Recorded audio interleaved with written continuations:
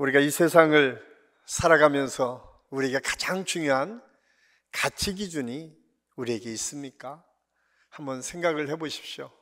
여러분들의 삶에 내가 이것은 양보할 수 없어, 이 절대적인 기준이 있다면 그것이 무엇입니까? 성경은 예수 믿는 사람들이 절대적인 가치 하나님의 말씀에 있음을 말씀하고 있어요.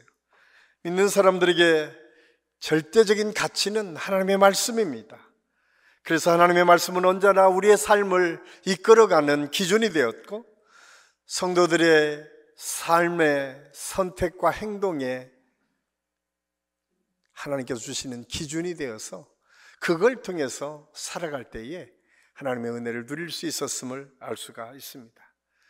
그런데 오늘 우리가 살아가는 이 시대는 빠르게 변화되는 시대를 살고 있습니다. 우리의 가치관이 급격히 변화되는 이때에 혼란스러울 정도로 정말 급변하는 때를 살고 있습니다. 이제는 각자 자신만의 가치를 추구하면서 불변이의 절대적인 기준이라고 생각하는 것들이 하나둘 무너지는 시대를 살고 있습니다. 이러한 변화는 단지 우리의 삶의 생활 속에서만 이루어지는 것이 아니라 데이터를 통해서 연구해서 보니까 우리의 소비 패턴에서도 이런 모습이 나타난다라고 이야기를 합니다. 서울대 김난도 교수가 쓴 트렌드 코리아 2025년이라고 하는 책에 보면 과거의 소비의 패턴들은 전형화되어 있다. 그래서 대략 예측 가능했다라고 하는 거죠. 그런데 요즘은 전혀 그렇지 않다라고 얘기를 합니다. 그래서 옴니보어라고 하는 표현으로 사용하고 있는데, 이것은 개인의 취향에 따라 자유롭게 소비하는 것을 의미하는데, 그 원어적인 뜻에는 잡식성이라고 하는 의미가 있습니다. 모든 것을 그냥 취하는 것, 그런 시대를 지금 우리가 살고 있습니다. 소비의 패턴이 그렇다는 거예요. 이런 시대를 살다 보니까 올해 이 2025 이 소비 트렌드라고 하는 이 책에서 소개하는 키워드 중에 하나는 스네이크 센스라고 하는 표현을 쓰고 있더라고요. 올해가 무슨 뱀의 해라고, 뱀처럼 지혜롭게 빠르게 변화되는 시대에 적응을 잘해서 살아남기를 원하는 것, 그래서 이 키워드로 잡았다고 얘기를 해요. 저는 별로 뱀을 좋아하지 않습니다. 그런데 어떻든 그렇게 뱀처럼 지혜롭게 변화되는 시대를 살아야 된다고 얘기하는데, 아무리 그렇게 우리가 적응하며 산다고 하더라도 잘못하면 그 결과가 공허할 수밖에 없는 결과를 가져올 수 있다는 사실을 우리가 간과해서는 안 됩니다.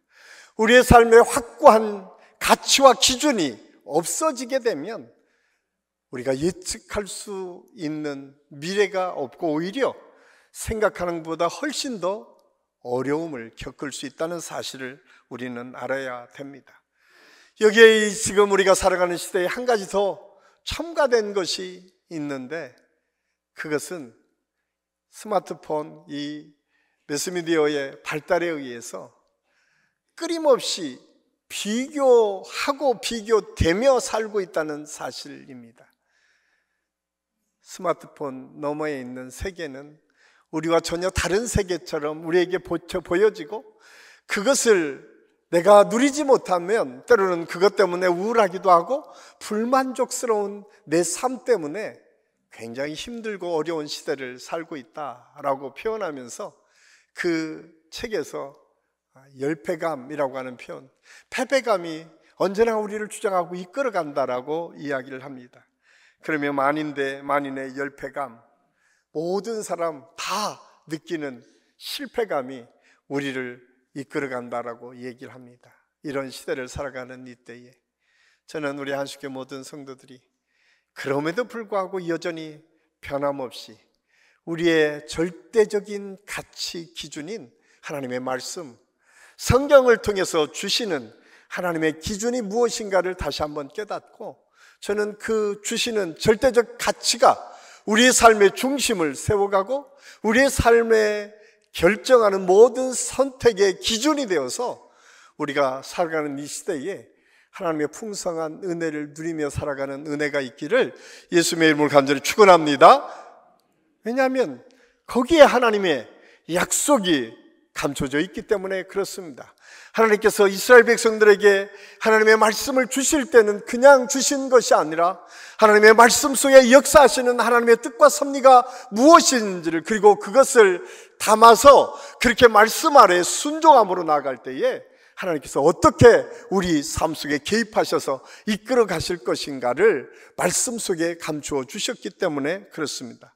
그래서 저는 오늘부터 이 십계명에 대한 설교를 계속할 텐데, 오늘 첫 번째로 하나님께서 말씀하시되, 하나님께서 우리에게 말씀하신 이 말씀의 의미가 무엇인가, 그리고 그 말씀해 주시는 하나님은 어떤 분이신가, 그리고 말씀을 받는 우리가 어떤 존재인지를 우리가 어떻게 깨닫고 그 말씀을 어떻게 받아야 되는지를 함께 생각하며 은혜를 나누려고 합니다. 십계명은 하나님께서 인간에게 주신 언약의 말씀입니다. 십계명은 단순한 도덕적 규범이나 법적인 틀에만 머물지 않습니다. 십계명은 하나님의 마음과 뜻을 가장 분명하게 우리에게 보여주시는 말씀인 것을 알 수가 있습니다. 사실 우리가 읽은 출애굽기 19장 1절에서 6절까지 말씀은 하나님께서 십계명을 모세에게 주시기 전 이스라엘 백성들을 애굽에서 탈출시키고 3달 정도 지난 어느 날 시내 광야에 이스라엘 모든 백성을 모아놓고 주신 하나님의 메시지입니다. 여기에서 먼저 말씀을 주시기 전에 하나님께서 너희와 내가 어떤 관계인지를 말씀해주고 있어요. 이것을 성경은 언약의 말씀이다 라고 하는 말로 표현하고 있습니다. 다시 말해서 하나님과의 관계가 어떤 관계인지를 먼저 이스라엘 백성들에게 말씀해주고 있습니다. 오늘 4절 말씀해 보니까 너희가 내 말을 잘 듣고 내 언약을 지키면 너희는 모든 민족 중에서 내 소유가 되겠고, 하나님께서 내 말씀을 지키고 너희가 행할 때에 내 소유가 될 것이다 라고 하는 표현을 사용하고 있습니다. 내 소유, 하나님의 것이 된다는 거예요. 저는 오늘 예배드리는 저와 여러분이 이미 하나님의 것이 되었음을 믿고 감사할 수 있는 은혜가 있기를 간절히 소원합니다. 왜 그 언약 백성이 그렇게 축복인가요? 왜냐하면 하나님과 계약을 통해서 맺어진 이 축복의 약속은 그냥 우리의 인생을 운명에 던져진 존재로 살도록 하는 것이 아니라 하나님께서 언제나 우리와 함께 해주시는 약속이 그 속에 담겨져 있기 때문에 그렇습니다. 그래서 이 언약의 말씀이 십계명인데, 이 십계명 안에는 하나님께서 어떻게 우리 한 사람 한 사람을 향한 뜻이 있고 그 뜻을 어떻게 이루어 가실 것인가를 아주 구체적으로 표현하고 있기 때문에 그렇습니다. 사실 하나님께서 이 말씀을 주시기 전 먼저 주신 말씀이 있어요. 그것은 아브라함을 통해서 하나님께 주신 말씀입니다. 창세기 12장 1절 2절 말씀은 하나님께서 우리를 부르셔서 이렇게 말씀하십니다. 우리 함께 읽겠습니다. 여호와께서 아브라함에게 이르시되 너는 너의 고향과 친척과 아버지 집을 떠나 내가 내게 보여줄 땅으로 가라. 내가 너로 큰 민족을 이루고 내게 복을 주어 내 이름을 창대하게 하리니 너는 복이 될지라. 하나님께서 갈대아 우르에 있었던 아브라함에게 먼저 찾아오셨습니다. 그리고 그에게 말씀하십니다. 내가 내게 지시한 땅으로 네가 가게 되면 내가 너를 축복할 텐데 그 축복은 창대케 되는 역사입니다. 그 한 사람으로 시작한 아브라함을 창대케 하겠다는 하나님의 약속을 주십니다.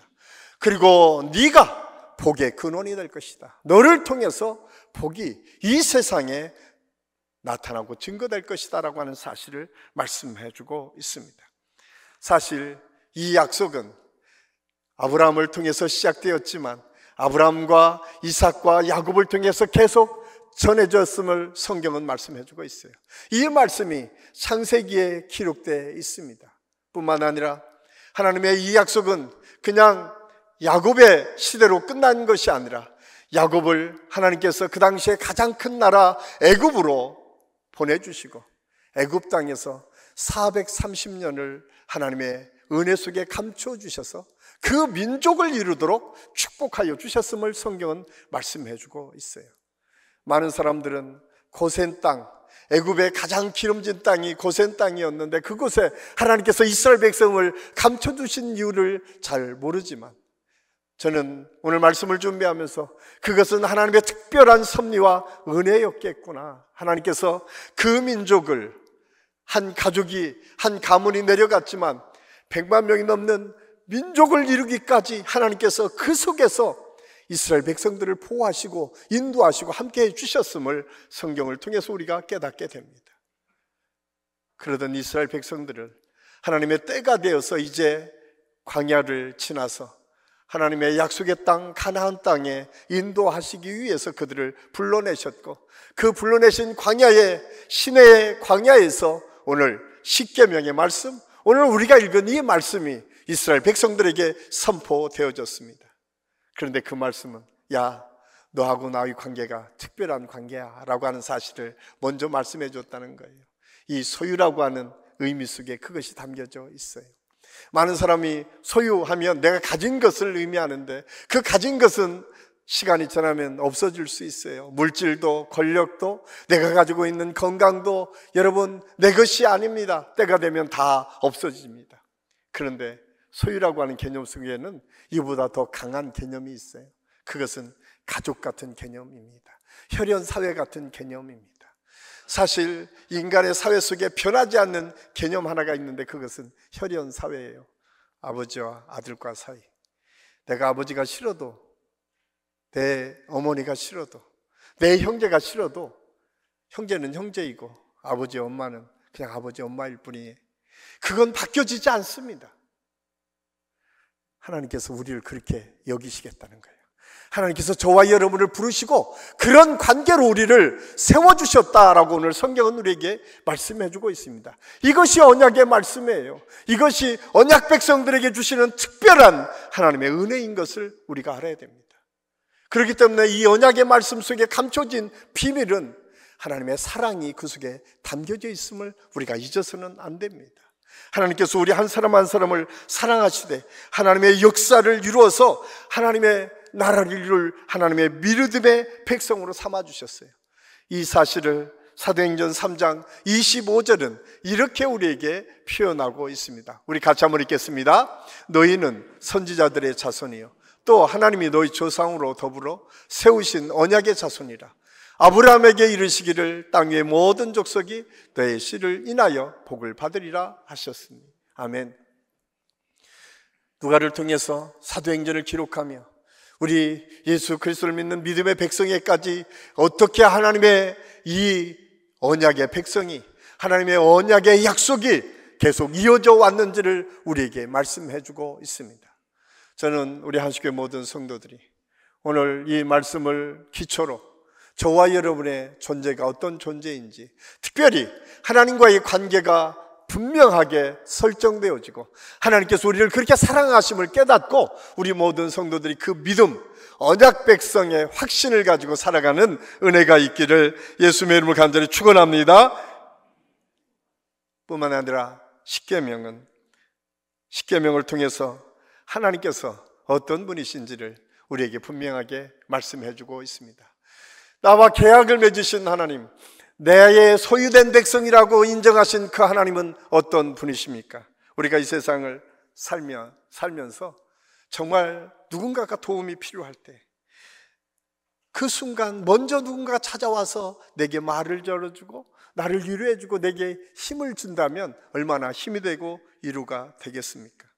우리가 어려움에 처했을 때 생각하지 못한 누군가가 먼저 찾아와서 도와주는 것도 고마운데, 사실 성경은 처음부터 끝까지 하나님께서 저와 여러분을 그렇게 찾아오셨다라고 성경은 말씀해주고 있습니다.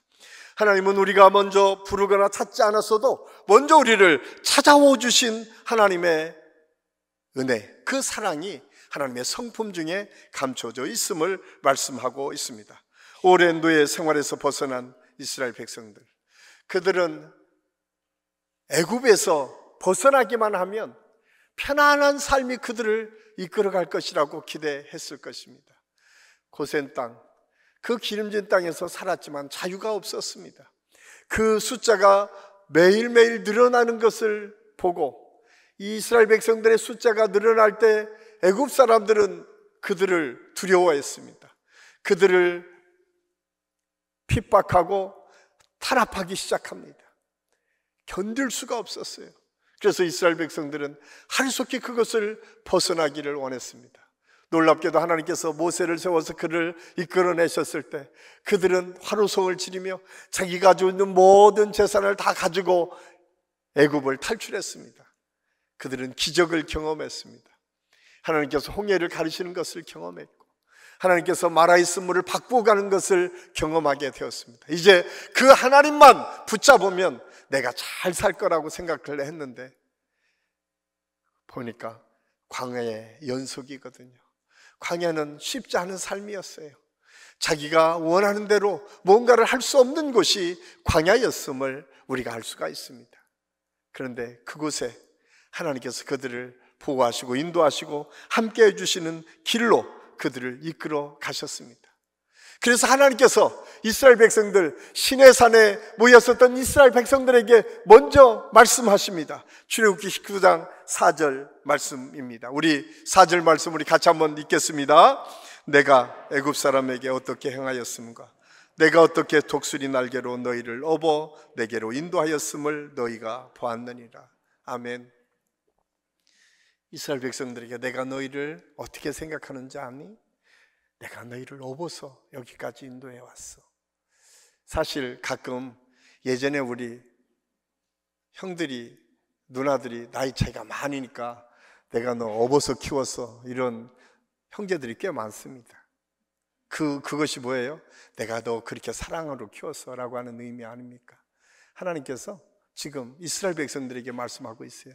너희가 광야를 지날 때 내가 너희를 업어서 여기까지 인도해 주셨다라고 하는 사실을 말씀해 주고 있습니다.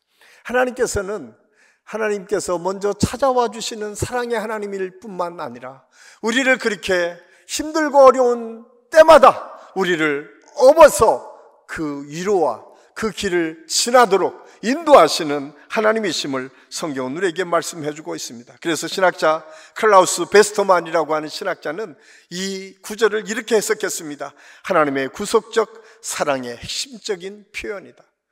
하나님의 구속적인 사랑이 업어 키운다는, 업어서 너희들을 여기까지 인도했다는 이 말 속에 담겨져 있다고 하는 거예요. 우리가 하나님의 구원받았다는 백성, 하나님이 우리를 구속했다고 하는 의미는 그냥 내가 구원받아 천국 갔다라고 하는 정도로 끝나는 것이 아니라 내가 지치고 힘들고 낙심하고 어려울 때 우리를 업어서 그 길을 지나도록 이끌어 가시는 하나님의 사랑이 그 속에 담겨져 있음을 성경을 통해서 우리에게 말씀해 주고 있습니다.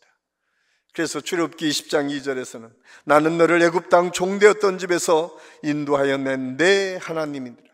하나님은 그냥 단순한 하나님이 아니라 너희가 종되었던 그때에 너희들을 이끌어내신 전능하신 하나님이심을 말씀하고 있습니다.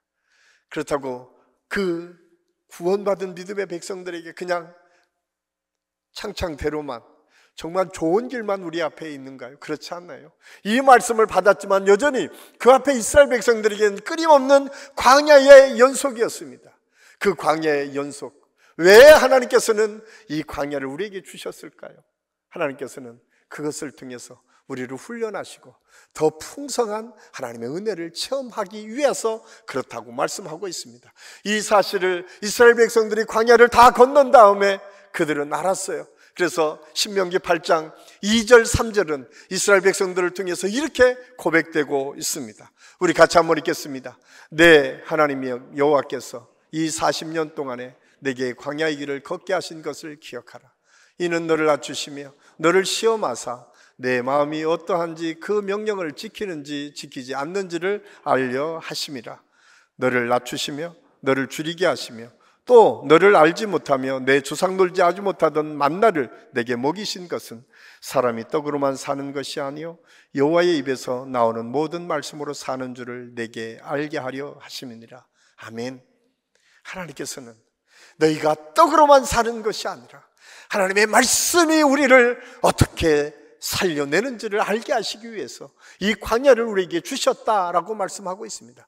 그 광야길을 걸어가며 이스라엘 백성들이 하나님이 어떤 존재인가 찾아오시고 그들에게 은혜를 베푸시는 하나님, 그들은 갈 바를 알지 못했던 그들에게 낮에는 구름 기둥으로 밤에는 불 기둥으로 그들을 보호하시고 인도하신 하나님, 갈 바를 알지 못했을 때 구름 기둥이 움직이는 곳곳에 하나님의 인도가 있었음을 알 수가 있습니다. 여러분, 우리는 구름에 감사를 잘 모르죠. 그러나 사막 한가운데 뜨거운 햇볕이 내리쬐는 그 사막에 구름이 얼마나 큰 위로가 되겠습니까? 여러분, 사막의 기온은 낮에는 뜨겁지만 밤에는 춥습니다. 그래서 영하가 되지 않는 온도에서도 동사하는 사람들이 종종 나타납니다. 그럴 때 하나님께서는 불기둥으로 이스라엘 백성들을 지키시고 보호하셨다고 성경은 말씀하고 있습니다. 뿐만 아니라 만나를 통해서 먹을 것을 주셨습니다. 메추라기를 통해서 고기가 먹고 싶을 때에 메추라기를 통해서 먹게 하셨습니다.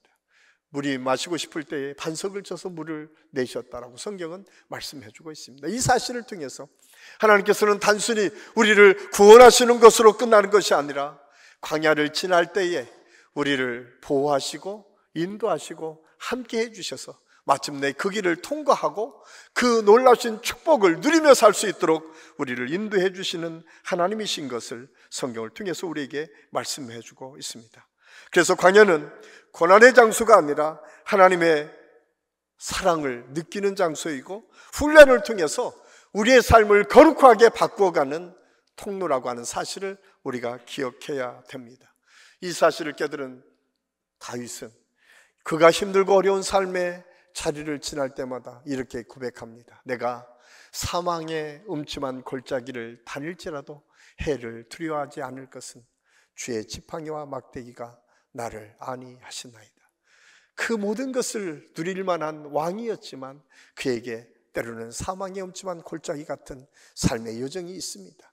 그때마다 그는 그런 고백을 합니다. 하나님의 지팡이와 막대기, 지팡이는 하나님의 은혜를 통해서 방향을 설정할 수 있는 뜻이고, 막대기는 보호하심, 하나님의 보호하심과 인도하심이 그 삶을 이끌어갔다는 고백입니다. 사랑하는 한식교회 성도 여러분, 우리가 2025년 많이 어렵다고 합니다. 세상 사람들은 이 시대보다 더, 어떤 사람들은 코로나보다, 어떤 사람은 IMF보다 더 어렵다고 이야기합니다. 그러나 여러분, 하나님의 말씀을 붙잡고 하나님과 동행하는 믿음의 삶을 살아갈 때에 하나님께서 그 길을 거뜬히 이겨나가게, 그리고 그 길을 통과할 뿐만 아니라 하나님의 은혜를 경험하는 축복으로 바뀌어지는 역사가 있게 될 줄로 믿습니다. 저는 우리 한식교회 모든 성도들이 오늘 이 말씀을 꼭 기억하며 하나님께서 먼저 우리를 찾아와 주셨다고 말씀하고 있어요. 우리가 잘 보이지 않아서 잘 모르지만 여전히 우리 곁에 동행하고 계신 그 하나님, 그 하나님의 은혜, 그 하나님이 말씀을 통해서 우리에게 주시는 거예요. 말씀을 통해서 우리 가야 될 길을 말씀하고 있는 거예요. 우리가 율법 10계명 하면 명령만 있는 것 같아서 때로는 힘들 때도 있어요. 그런데 그렇지 않다는 거예요. 그 속에 하나님의 사랑이 담겨져 있고 그 속에 하나님께서 주시는 축복의 역사가 있음을 기억하고 우리 모든 성도들이 말씀을 꼭 붙잡는 은혜가 있기를 예수님의 이름으로 간절히 축원합니다. 마지막으로 10계명은 그리스도인의 정체성이 무엇인지를 분명하게 합니다. 하나님께서 이스라엘 백성을 출애굽시킨 목적은 단순히 억압에서 해방시키거나 또한 그것을 통해서 그냥 너 하나 잘 먹고 살 거라고 하는 것으로 그치게 한 것이 아니었습니다. 하나님께서는 아주 분명한 뜻이 있었어요. 그것이 오늘 출애굽기 19장 6절에 이렇게 기록되고 있습니다. 우리 같이 한번 읽겠습니다. 너희가 내게 대하여 제사장 나라가 되며 거룩한 백성이 되리라. 너는 이 말을 이스라엘 자손에게 전할지니라. 너희는 제사장 나라가 될 것이다. 제사장 나라는, 제사장은 중보자입니다. 제사장은 하나님과 인간과 사이에서 연결시켜주는 역할을 하는 것이 제사장입니다. 이 말을 다른 말로 표현하면 축복의 통로입니다. 사실 하나님께서 아브라함을 이스라엘 아브라함을 부르시고 가장 먼저 축복해 주신 것이 너는 복의 근원이 될지다 말씀하시고 3절에서 너를 축복하는 자를 축복하고 너를 저주하는 자를 내가 저주할 것이다. 너는 축복의 통로가 될 것이다 라고 말씀하고 있습니다. 그렇습니다. 하나님께서는 우리를 부르시되 그냥 우리를 구원하는 것으로 그치는 것이 아니라 우리를 통해서 또 다른 사람에게 축복이 흘러가는 축복의 통로로 우리를 세우시고 인도해 주셨음을 성경 우리에게 말씀해 주고 있습니다. 이 사실을 깨달은 사도 베드로는 베드로전서 2장 9절에서 이렇게 고백하고 있습니다. 우리 같이 한번 읽겠습니다. 그러나 너희는 택하신 족속이요 왕같은 제사장들이요 거룩한 나라요 소유가 된 백성이니 이는 너희를 어두운 데서 불러내어 그의 기이한 빛에 들어가게 하신 이의 아름다운 덕을 선포하게 하려 하심이니라. 아멘.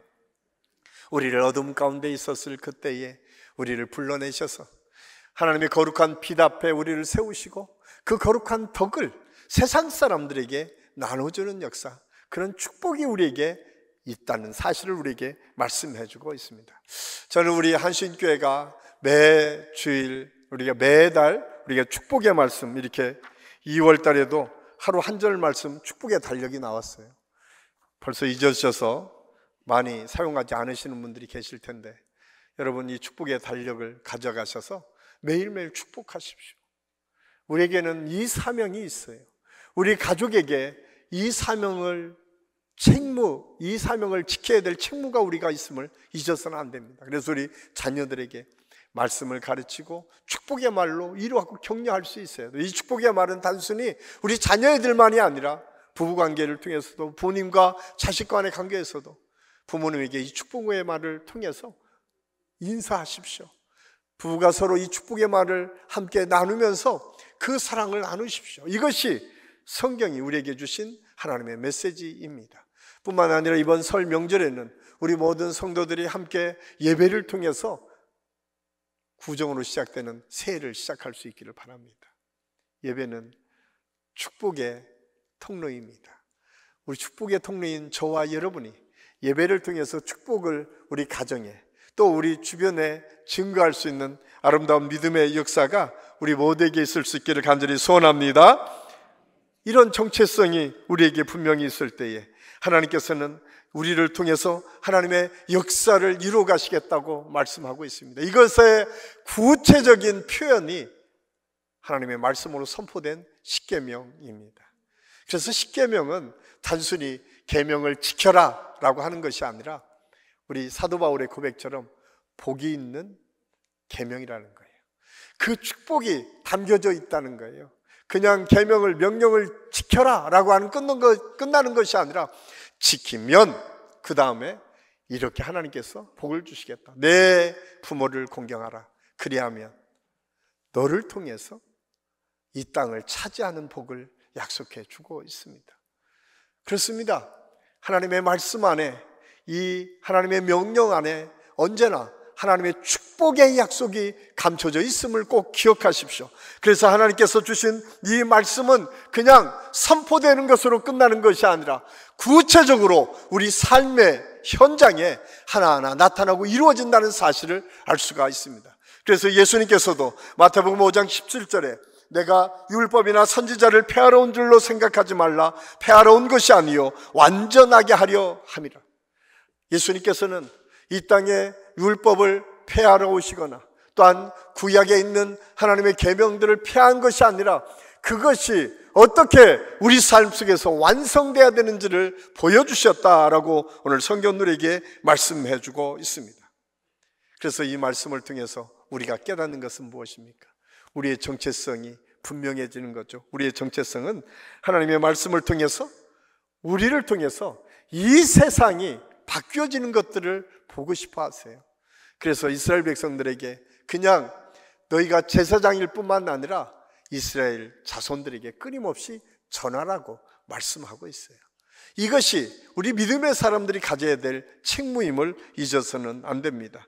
뿐만 아니라 우리가 축복의 통로가 되어서 우리 사랑하는 성도들이 가는 곳곳마다 축복의 역사가 나타나야 됩니다.